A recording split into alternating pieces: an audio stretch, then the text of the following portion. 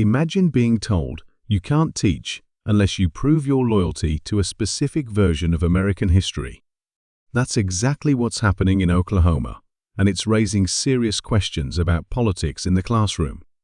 Welcome back to the channel, where we break down the politics that shape your world. Today, we're diving into a controversial move by Oklahoma, a new test for incoming teachers that's being called America First.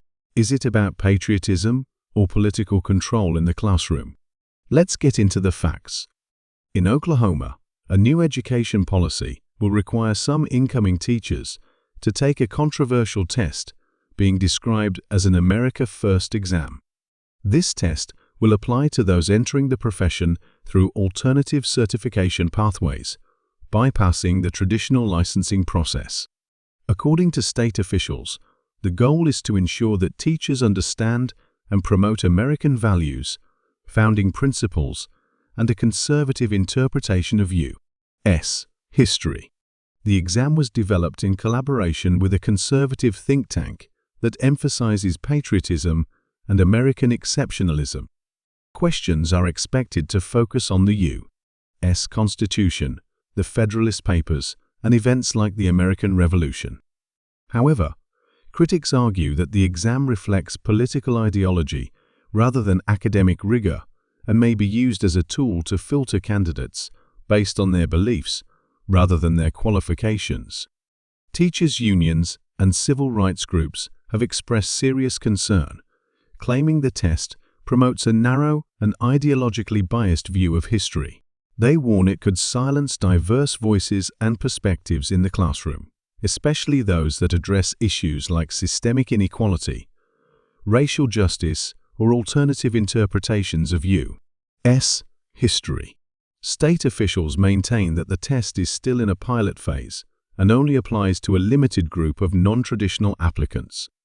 Still, education advocates fear this is just the beginning of a broader shift toward ideologically driven standards in public education.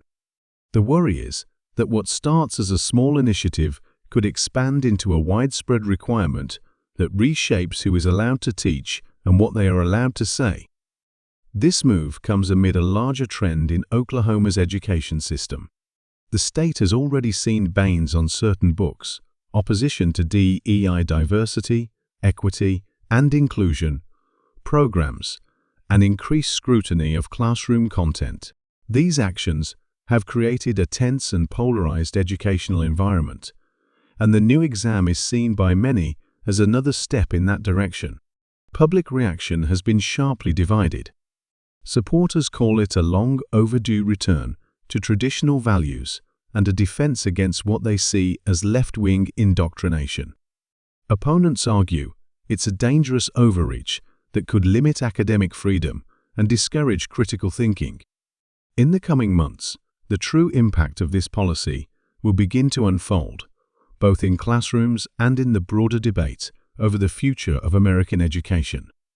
So, is Oklahoma setting a bold new standard or crossing a dangerous line in education? We want to hear your thoughts. Drop a comment below. Don't forget to like, share, and subscribe for more sharp takes on today's political headlines. Until next time, stay informed and stay curious.